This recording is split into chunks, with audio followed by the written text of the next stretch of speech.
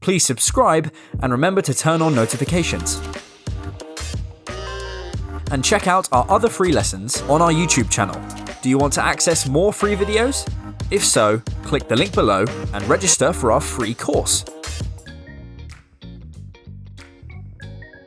Jump on the bandwagon. Here's an example sentence. So many people are riding their bikes to work that I might as well jump on the bandwagon and buy one as well. Which of the following definitions is correct? Is it A, to do something risky or dangerous? Is it B, to take part in something illegal? Or is it C, to join in a popular activity?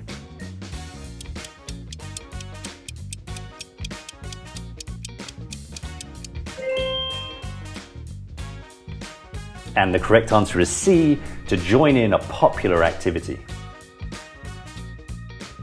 To jump on the bandwagon is to join an activity that has become very popular, or to change your opinion to one that has become popular so that you can share in its success. Here's another example. We've been openly advertising our prices online for months. I'm afraid our competitors have jumped on the bandwagon and started doing the same thing. Listen and repeat. Jump on the bandwagon.